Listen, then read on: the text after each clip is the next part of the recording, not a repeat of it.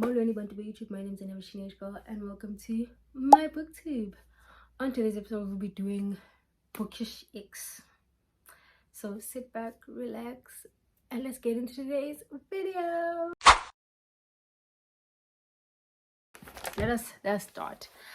Bookish Ick number 1: ugly covers. A good example I will use is Marriage for One. I loved the book. I think it's amazing. Like I said in my previous video, I like the Titanic references, but the new cover, can we stick to the male one? And I understand that there are people who don't like people on their covers, but then can we normalize saying that some cartoon covers are ugly? Can that be a normal thing? Like some of your cartoon covers, I wouldn't read the book. Number 1. Number 2, age gap. Age gap, guys. And I will forgive if it's like fae fantasy werewolves where like they don't age the immortal. I can forgive that. Né? My chat is this person's old enough to be your father in a contemporary romance. You are it's student X teacher. It's my boyfriend's father.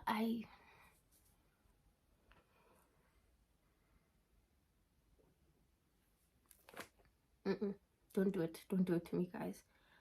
Don't recommend age gap for me. The only age gap for me when someone says we have an age gap, nah, it's 4 years, 5 years at most.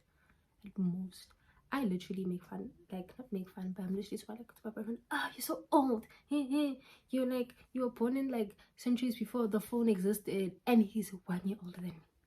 So imagine now when you're telling me the people that are 20 years apart are dating, what that does to my brain. 20 years. No, you weren't born even he was 20. You weren't born. Anyways, moving on. Next trope. The next bookish ick I have is pregnancy. Like you wrote a book. These two people obviously don't like each other. It's not working. Instead of you decided that you're gonna continue with the story and give them a child, because a child is supposed to fix everything. And it's like this child is supposed to magically fix everything, and they don't, because it's like there's this underlying tension, or it's like the tension magically disappeared, and we're supposed to believe that this is a real happy couple and a real happy family. How?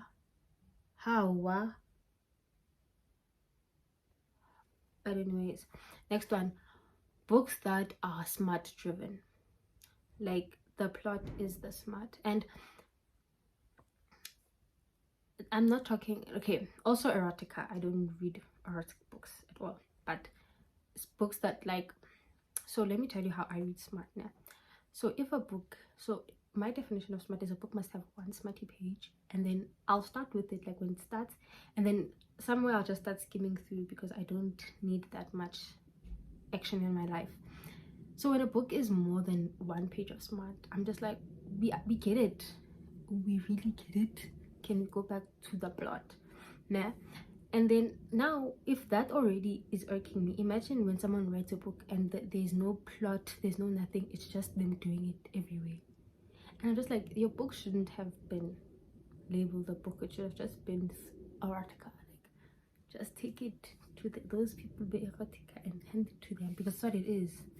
There's no plot. It's just them thinking about it. Let me move on. Because these are my life for a bit of a while. Okay, going along with that now, cow references, the milking, the everything when they're doing it. I hear you. There are other things we can use, but the cow ones, the milking, yee. Sharp. The next one, pick me girls. Pick me. Choose me. So pick me. Choose me. Love me. Or that when the main character that's a girl hates on other girls and no one gets it because it's me. and she's giving it's me energy. If you want to go home, go. You and Mom and Paul can all be a happy little blonde Wellsbury family. That's why I don't like You Have Reached Sam, because the girl is giving, she's not giving pick me energy, but she's giving something. Loki, the author of You Have Reached Sam, is always showing on my FYP, and I'm so scared to like of any of his comments or anything, yeah? Because I'm scared he's gonna see the video I made bashing his books on my FYP. But anyways, we are moving along swiftly. And then the last one, unrealistic endings. So I struggle to explain this one, but then here is what I'm saying now. When you write a book, there's a certain level of energy that we have towards your characters, and I feel like we grow attached to them, their dreams, their fears, their whatevers.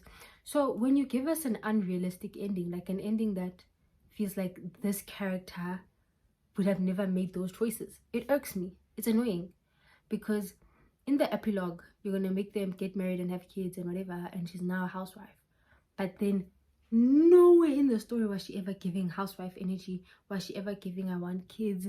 She had a UVI. She was never gonna have kids. So it's granted now, happy endings don't need to end with them being happily married and someone having kids. It doesn't have to end like that. There's other ways of happy endings.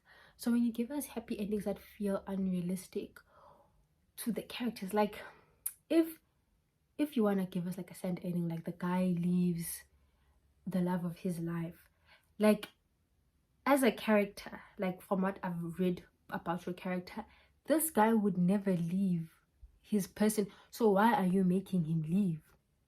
You know, some unrealistic endings that I really don't know how to explain it, but something that the character would never do, like, and the character randomly just does it in the end.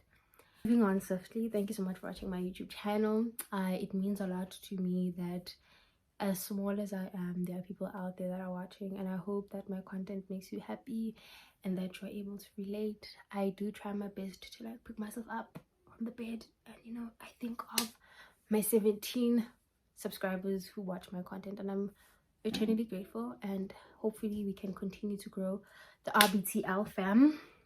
RBTL, because every time, but hopefully you can grow the RBTL fam, and I pray that God blesses you, and I pray that you have a great week.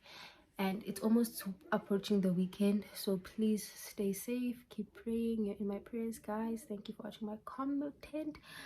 Something that I wanted to do, I wanted to start doing a series. It's called the divorce tier list. So I stole this idea from Lexi, and I think it's like a super cool idea, and she doesn't do them anymore, and I wanna, you know, I was invested in that.